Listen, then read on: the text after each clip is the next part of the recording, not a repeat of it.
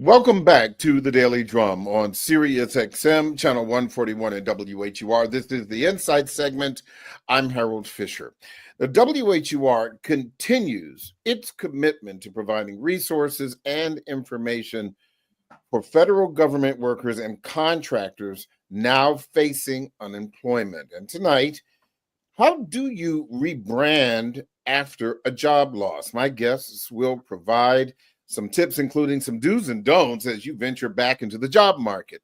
Dr. Vanessa Weaver is host of Working It Out on WHUT TV. That new season actually starts again in April. She is also CEO of Alignment Strategies, a human capital management consulting firm.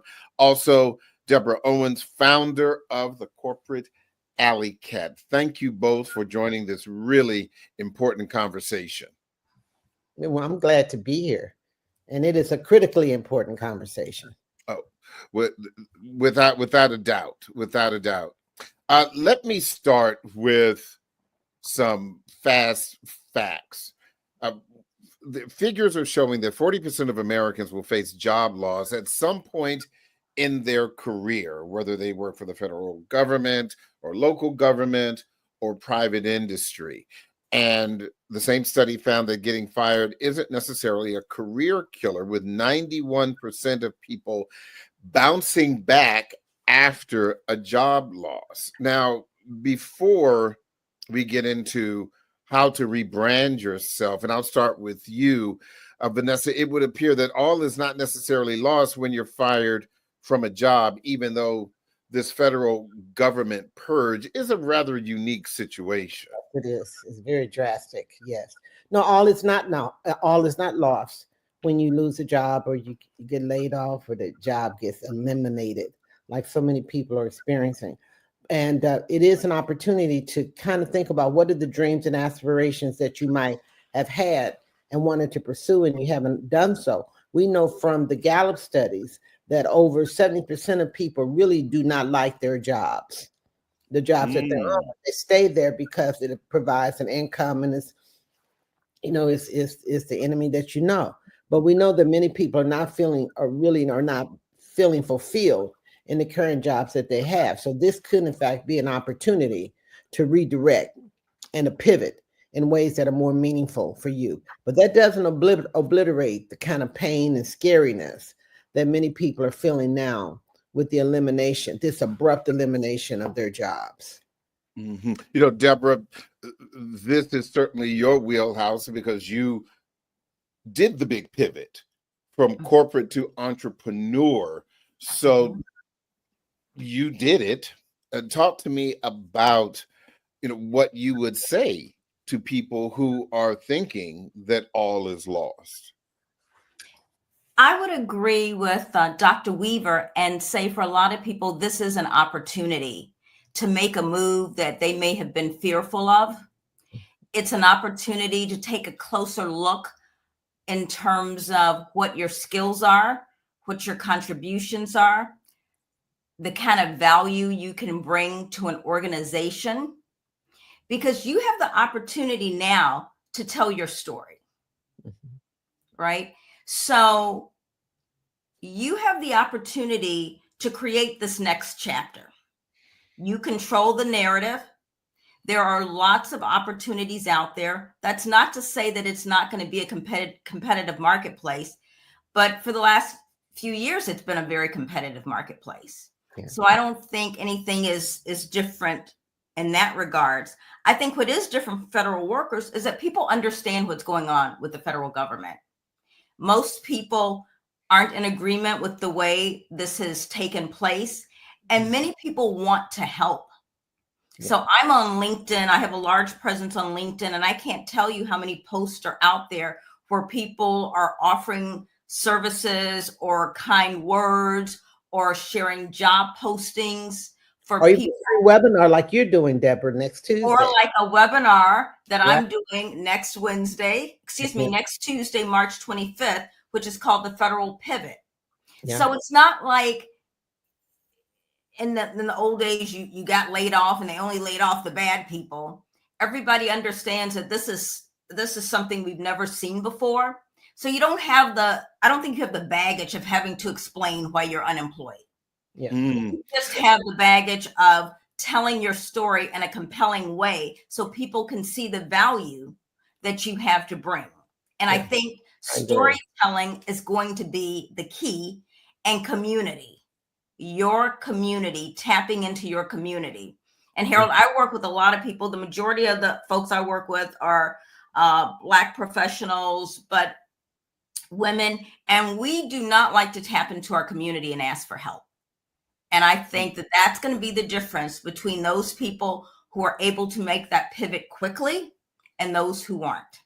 I absolutely agree with you. And I just want to say one thing, Harold. You mentioned that 91% of those individuals that lose their jobs re-enter the workforce. I can tell you that statistic is different for people of color and particularly Black people. It takes us 3 to 4 times longer to find a job.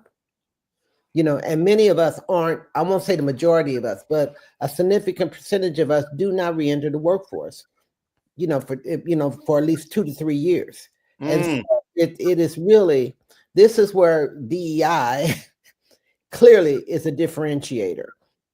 I had a friend who was an executive, the chief operating officer of a big company in St. Louis, and he lost his job, and he never, ever was offered another job as the COO of a country of the magnitude that he left and at the compensation that he left. So he did what Deborah talked about and decided, well, how do I pivot and re-engineer who I am and what I bring to the organization? But it is really much more challenging. And I only say that because it becomes even more critical for how we rebrand ourselves and prepare ourselves for this road ahead of us. But Vanessa, in preparing, talk to me about the emotional feeling, cost, damage, even to your psyche, to your ego, to your sense of self when you get fired, particularly when it has never happened to you before and you've been, at the very, very least, a good employee, a good contributor, not to mention if you were exemplary. Right. And imagine getting a letter that said that you were a poor performer when 3 weeks ago, a month ago, you got your performance rating that said you were excellent. You follow what I'm saying? And so it is an emotional whammy. And I think sometimes people underestimate the kind of emotional, psychological impact that it has on an individual. And I suggest and recommend to people to acknowledge that this is real, that your feelings are hurt, that it hurts to be unappreciated. And I can tell you this from personal experience. I had a DEI firm over 30 years. And we had some of the biggest companies, IBM, Procter & Gamble, American Express. I mean, we were, God bless, very successful.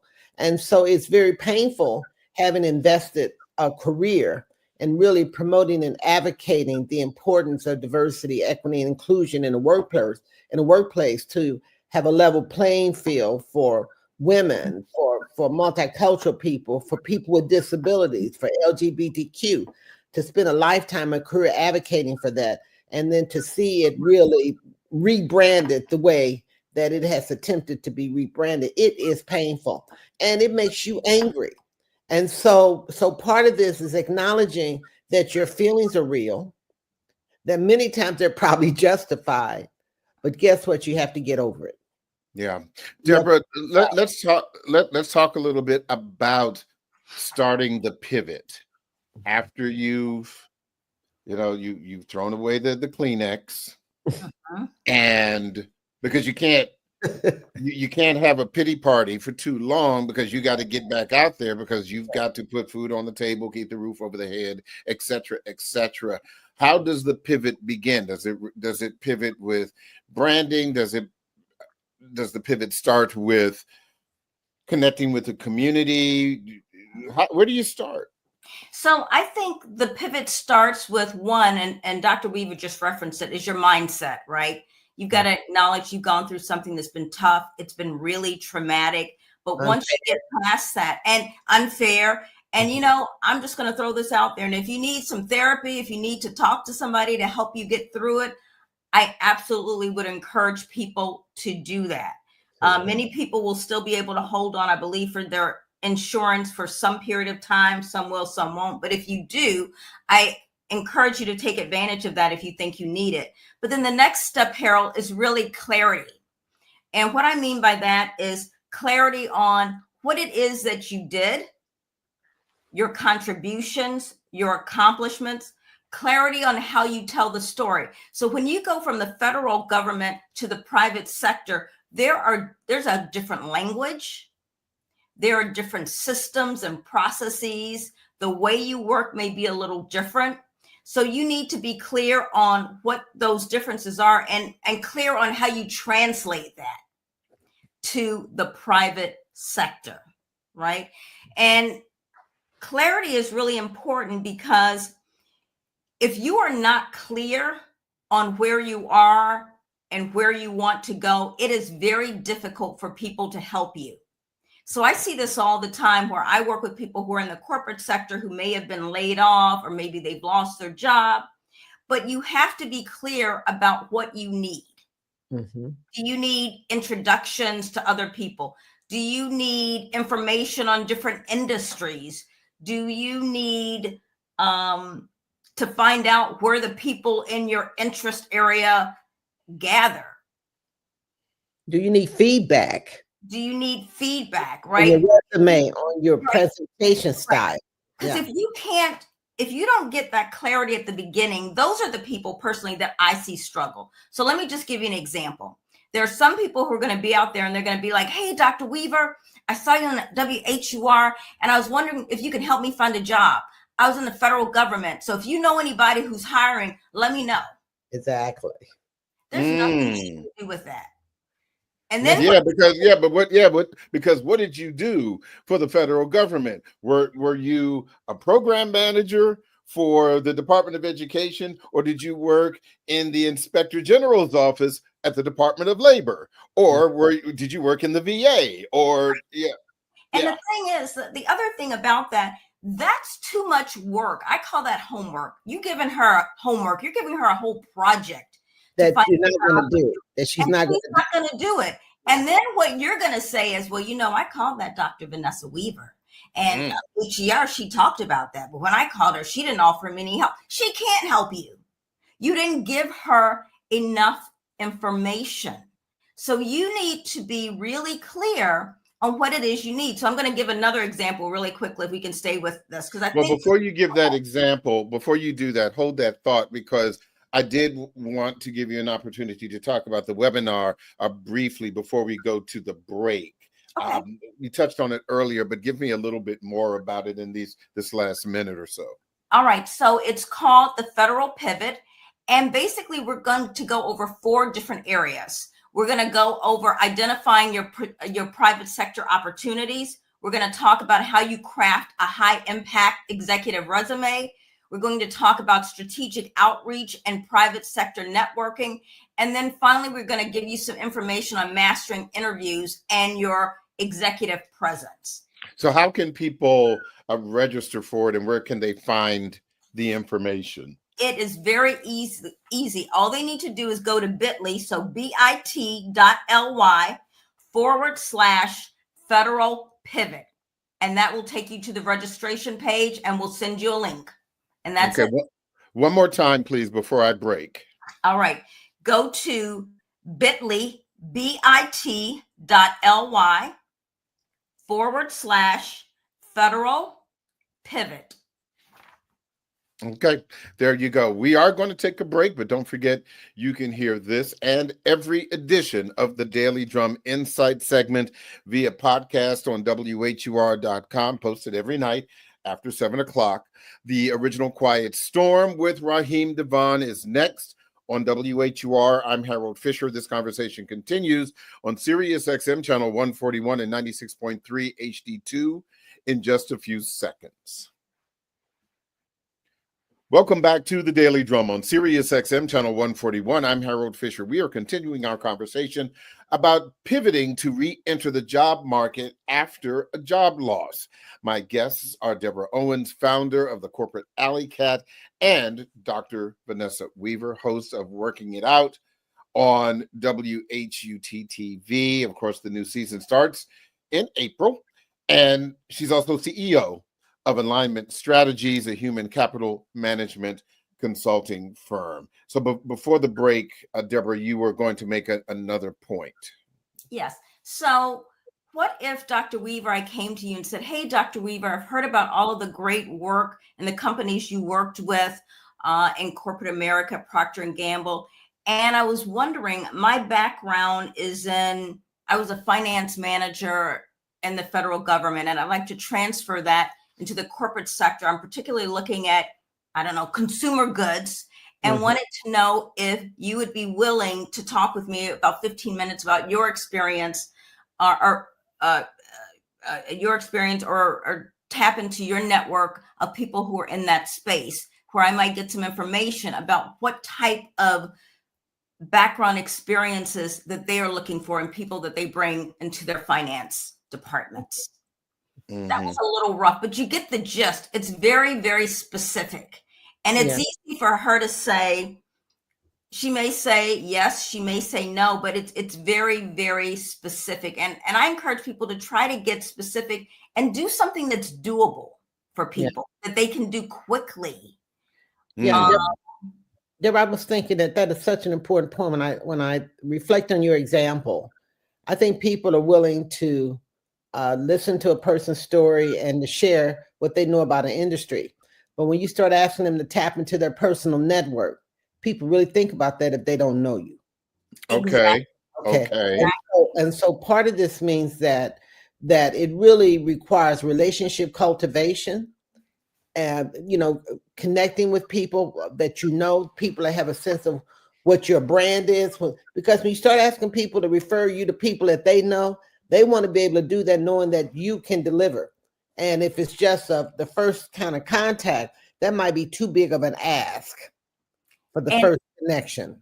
And I absolutely agree with her. And that's why one of the things that I often joke with my folks is I say, stop reaching out to strangers. Stop reaching out to people you don't know. For example, I'm a woman over 50, right? So, okay, 50-ish, whatever. Black don't crack, but here we go. Here we go, right? Listen, I'm not going to start with LinkedIn and reaching out to people that I don't know. I'm first going to start with those people that I know, those people who care about me and want to help me. So if I was out of a job, Harold, I might call you. We've worked together. We have a working relationship. You've had me on the show many times. I will, and I'm going to ask you, listen, Harold, here's where I am. Here's what I'm looking for. And I'm going to make it as easy as possible for you to connect me with other people or to remember what I'm looking for. So it's not just, people it's people you work with. Other people have left the federal government before that you worked with. Where are they? They are probably at companies who appreciate the type of work you did at the federal government. Reach out to former coworkers, those people who worked with you, who can vouch with you. You got siblings. We have now churches out there who are doing these whole career things. You're in a sorority, a fraternity.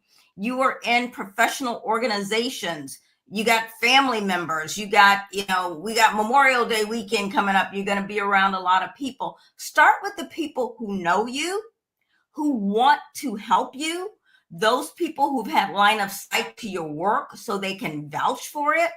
I think that the number, and Dr. Weaver, you help me here, I think it's 75 to 80% of people get their jobs through other people or by tapping into other people's network. So one of the other things I want to tell people, because this is what a lot of people are going to do, they're going to immediately run and throw together a resume. They're probably not going to spend a lot of time, and it's not going to be a good reflection of their capabilities. And then they're going to start sending them out into these black holes on the internet. And they're going to do it because they're going to feel really productive. Like, I sent out 50 resumes today, and they're not going to get any interviews. So what I want to say to people is, right now, if you are thinking about making that pivot or you have already been let go, every day you should be setting up one-on-one virtual coffees or in-person coffees with people in your network. Okay. You know, that is Vanessa, I wanted to ask you this, and this is really important. And I think you bring a particular sense of wisdom when we talk about some of these issues. Because you mentioned earlier, well, if you are a federal government worker who has lost their job between February 1st and now, that potential employers may look at your resume and say, oh, well, you were with the federal government for 15 years and you lost your job in February. So we know what happened. So on one hand, you may not need to have the why did you lose your job conversation. But isn't there a flip side to that, considering our political climate and some of the stigma that has politically been attached to these thousands of people who have lost their jobs and are now looking? And how do you deal with that? It's interesting because, we started off talking about the psychological and the emotional. Right. And it's so important that you do that work, because when you go to look for a job or engage people to support you, although you probably have you weren't treated as fairly as you should have been, or fair at all, you don't want to really go whining to those individuals. People like to engage with people who they feel like maybe they were mistreated, but they figured out how to pivot. And this is how they're marching on, and this is how I could help. So it's really, really important to really offload that pain, that frustration, even the fear. Can I really do it out here? I've been working in the federal government for 20 years. I know this system. Now I'm trying to enter into a totally different system, a totally different culture. And they made me do it because they weren't fair and they cheated and then da-da-da-da-da. Well, that last piece, they're making me do it. They weren't fair. They cheated me. That probably needs to not be a part of your story. I see. And the reason, and the way that doesn't become part of your story is for you to wrap your mind around the fact that, hey, this wasn't right. It would have never been right. But I got to figure out how I'm going to move on. And I don't want a new person, my new employer, to feel like I'm going to bring that emotional baggage and weight to the job. Mm-hmm. Well, so here's another question for you, Vanessa.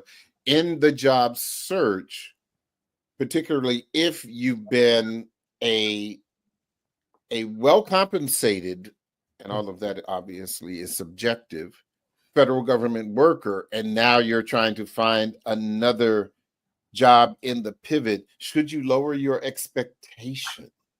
Well, I think you ought to have a range of expectations. I won't say lower your expectations, but I think you ought to have some sense of how low you could go, and or how high you might want to go. It's interesting. Even I told you in my business, doing DEI, when we were used to doing 7-figure contracts, were pretty typical for us. And the first wave of this, which wasn't just this past January, February, it was 2 years ago, by the way, we had to readjust and reacclimate our thinking around what was the marketplace really willing to bear. And so I think as you're going out to look for a job, you have to think about that. The marketplace is much more competitive. It's really flooded out. It was competitive, as Deborah said, even before this government layoff. It is really crazy out here now. It's intense. And so, so what is the range of compensation I can expect? And you can find that information out. You can look for what jobs are paying in the federal sector in terms of in the private sector, in terms of what the range is. Do your homework to find out what those jobs are paying so you can have some realistic expectations. Your thoughts about it, Deborah? I agree with everything she says. I think you have to do your research. If you know that you want to stay in a certain range, then don't go looking at industries that can't pay you that. Sometimes people do things. I'm like, well, you were making X amount of dollars. Let's say if you were in the biotech space, you're making X amount of dollars. Well, you can't go over to this nonprofit expecting that they're going to be able to match that, right? So what are the other industries out there that are able to provide you that level of compensation that you're looking for? What are those industries, and where do you fit in there? right? I don't necessarily, I'm going to say something that may or may not be controversial. I don't necessarily believe you always have to lower expectations. And I say that because so many people, whether even people who haven't been laid off, but people who are switching industries, they automatically go to, well, I know I can't get as much because I'm new to the industry. I'm like, why would you say that? The skills you have are transferable. You have lots of experience, right? So find out how you fit or where your contributions, what kind of value you make to that industry before you start saying, I'm going to accept a lower salary. Or the other thing, and this is a controversial piece, and then people automatically start going back to school. I'm going to go back to school, get an MBA. I'm going to go get a leadership certificate. I'm like, do people in your organization, if you get a leadership certificate, does that make you a leader? No, that's stuff. It's a distraction. It's a distraction. If you are really interested, I mean, it's fine if that's what you want to do. But if you're going there thinking that, well, if I get this leadership certificate or if I get this project management certificate, then I can, I'll be able to do it. Give you a quick example. I had a client who was like, well, I'm going to go back and I'm going to get this project management certificate because I think this will help me. I'm like, well, wait a minute. You have 20 years of experience managing projects and managing teams of up to 15 people. Do you think that project management certificate is going to make the difference? Or is the difference going to be how you tell that story? You already have that project management experience, right? And that's why I really encourage people to talk about how they tell their story. And Dr. Weaver said something that I am in full agreement with. Don't become bitter in the process because people will feel that a mile away and people won't want to be around that kind of energy. Not that they don't have empathy, but people don't want to be around that kind of energy. So what you can say is that, yes, it was such a disappointment after 20 years in this industry, we got laid off. But you can say something like, I really loved that industry. I really loved that agency. And I loved it because of the impact we were having and the type of work we were doing. And that's why I'm really excited to come to this organization and bring my background in doing X, Y, and Z, because you guys are also making a similar impact. And I want to continue to be a part of that journey. But Vanessa, I want to talk to you about branding and you also, Deborah, but I'll start with Vanessa. If you had a great career in the federal government, but you're still far from retirement and you get fired, you've been working in the federal government for almost 20 years, and perhaps you entered right after college, and now you're in your 40s. There was no branding as we know it today 20 years ago. No one was talking about that. You graduated from college, you got the internship, they kept you, you moved up the ladder, you were working. Right. Doing the job. But now you got to come out and you've got to create a person. How do you do that?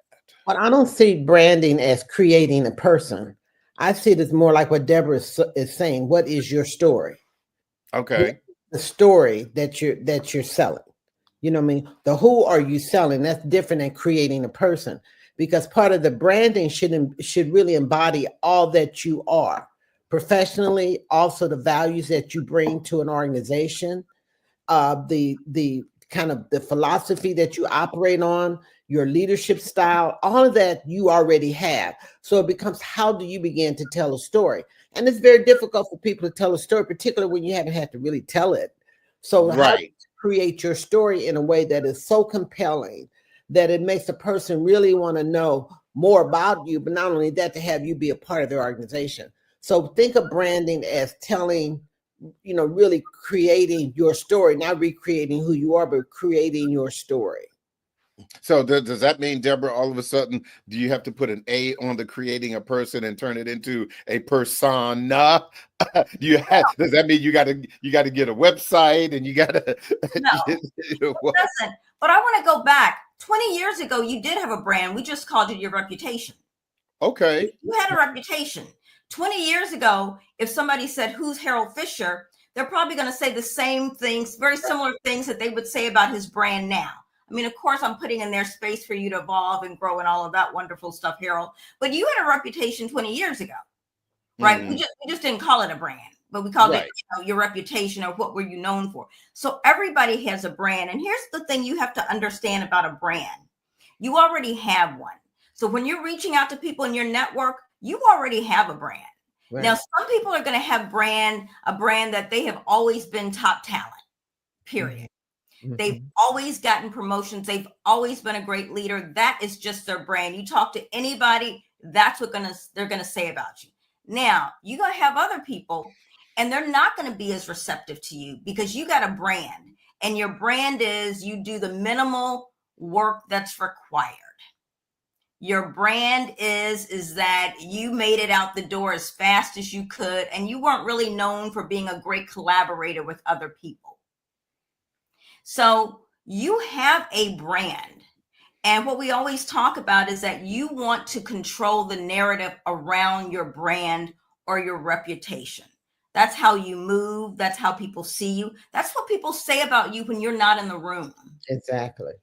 And so that's always been there. But here's what I will say to people, because I don't see it as doom and gloom, is that if you had a great career in the federal government, you can have a great career someplace else. Mm-hmm. Top talent rises. No matter what the industry. No matter what the industry. We see people change industries all the time.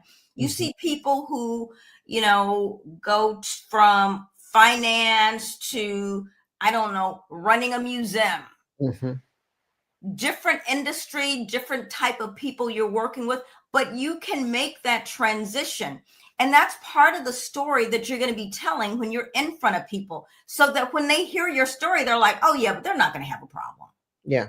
They're not going to have a problem. And the other thing I wanted to say really quickly there, I lost my train of thought, but yeah, I just want people to know that you control the narrative right now. You can be that person who, hey, I met somebody, they got laid off, displaced to the federal government. But let me tell you, I met with them. I love their energy. They are on top of it. They are doing some really innovative things in their job search. I met them through a friend, and I'd really love for you to meet them. There are those people. They are not going to have a hard time. And then there are other people who are going to kind of hold on. And I get it. You're going to need a minute. Yeah. Maybe longer than a minute. You're going to hold on, and you might come across with some negative energy or some energy that may make people go, I don't know if they're ready yet. Yeah. Yeah. Like they really got some great talent, but, and Dr. Weaver, we see these people, and depending on our relationship, you may or may not say that to them. Yeah. Because oftentimes people don't want to hear, like, let me just tell you about some of the energy you're giving off and why you may not be getting some of the responses that you want. Yes. The other thing I want to encourage people is that you're going to have to reach out to people more than once. You are not going to be in their list of the top 50 things that they need to do this week. That does not mean that they don't want to help you. Correct. Okay. Right. Yeah. So if you reach out, people say to me all the time, well, I reached out to Harold Fisher. I saw him at a conference, and Harold gave me his cell phone number, and he said, hey, reach out. Well, I reached out and he didn't call me. Yeah. Well, did you reach out to him again? Well, no.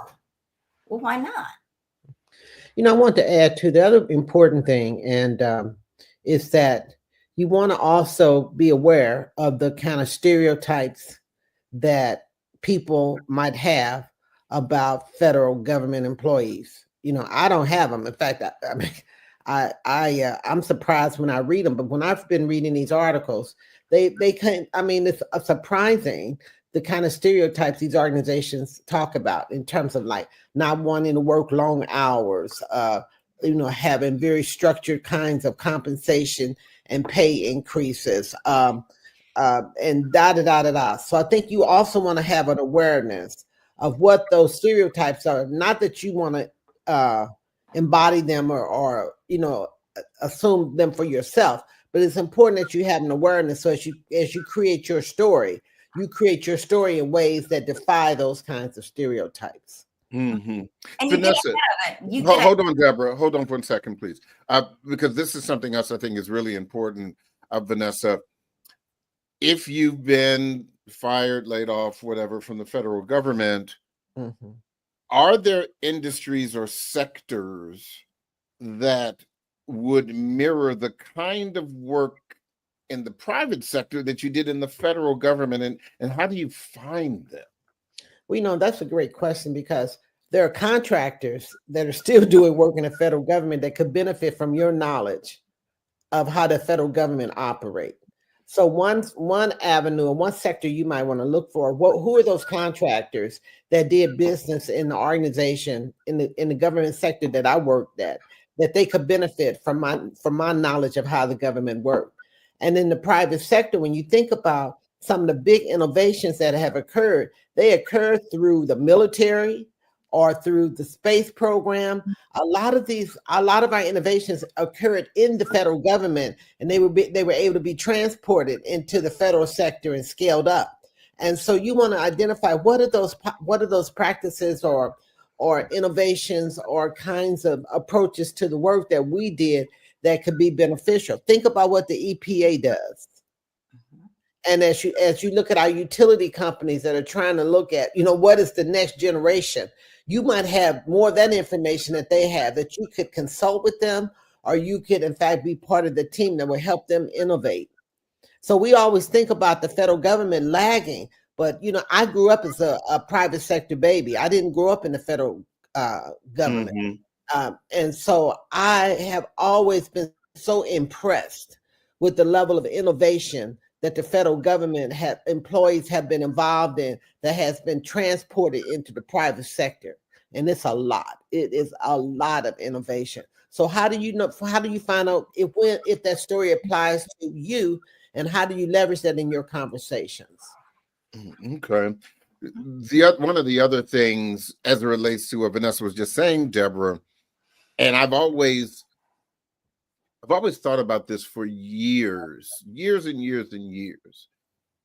When you are in an interview and you are a quality prospect with lots of information, how do you prevent a prospective employer from picking your brain and getting information from you without hiring you? Yeah.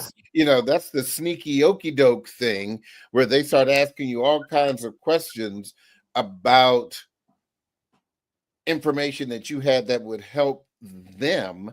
So how do you know what to say and what not to say without appearing to be recalcitrant? So I actually had something similar happen to a friend of mine. It does happen. I wouldn't focus on that. That's my answer. You prepare to go in to get that job. The interview is going to be 45 minutes. If they want to get some gems from you, they may walk away with some gems from you.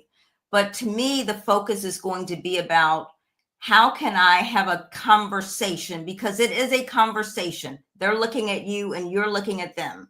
How do I have a conversation that highlights my previous accomplishments and what I can do in the future?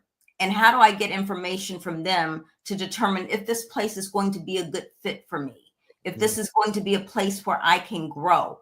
And I always tell people, I know, for some people, they may have to go out and get a job, and it happens, right? You have to get a job. But I also want people to think about not just the job that they're getting now, but what do those next two jobs look like, especially if you're an experienced person out in the government? Is this company going to give you those opportunities to grow, right? Or can you get the experience there that you'll be able to leverage at another point? And the other point I wanted to make was the whole bit about the ageism type of thing, like been in the government. And we need to talk about that. So I'm just going to throw some things out there. Like if you have one of those 1970 resumes that you did in Word, that's a dead giveaway. If you have a Yahoo, AOL email, giveaway. if you have all your full address and all of those details on your resume, dead giveaway. If you got one of those lines that says references upon request, dead giveaway, right? Like there's some very easy things that will contribute to that ageism. The other thing I want to say to people who have been, because I had a conversation with a friend of mine who's in the federal government, and she actually told me the longest resume she had was that she ever received was like 40 pages. Seriously. Wow. So if you've been in the government all your life, if I'm hiring you, I don't need to know every job you've ever had in the federal government. Give me the last 12 years, that shows some progression in the highlights. And there's a way that you can kind of do a summary if you have some relevant experience from your past that you really want to call out. But you do not need to list every single job you've had in the federal government. Mm-hmm. You don't need to list every single responsibility that you had. We are looking for accomplishments, results, things are quantifiable, things that show me your approach to how you work, your leadership, those types of things. So there's some really easy things right off the bat you can do to knock away the ageism part. And real quick, Vanessa, I'll let you have the final comment. I was going to say, Chat GPT or whichever one of those is an amazing resource to use to scale down your resume and to make it succinct enough where people can really understand and get the highlights and the trends. The other thing I wanted to say is that when you're interviewing, likability is really important. Sometimes people go in and they just want to roll off all of their achievements or whatever, but know that person is trying to see, do they like you?